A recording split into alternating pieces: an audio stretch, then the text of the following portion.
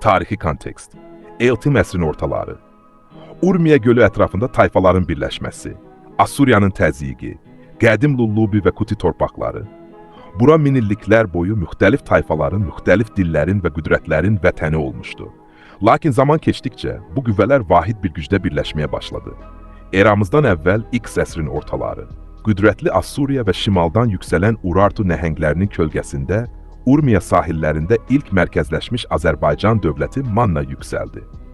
Onların məqsədi bir idi: yaşamaq və yaratmaq. Bu olmaz hökümran.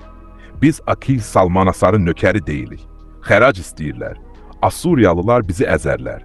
Sakit, bizi əzən xərac yox, daxili parçalanmamızdır qərə. Manna hələ bütöv deyil.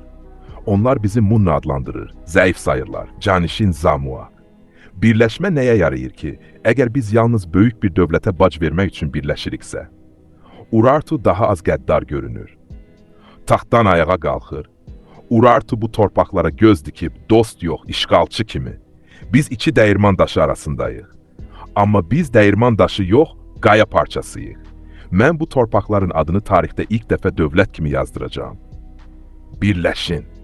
Mərkəzi Zirtanın gücü altında birləşin. Xarici təzyiq bizi parçalamaz, əksinə möhkəmlətməlidir. Mən bu dövləti yaşatmağa and içirəm. Hökmran. Xəbər var. De.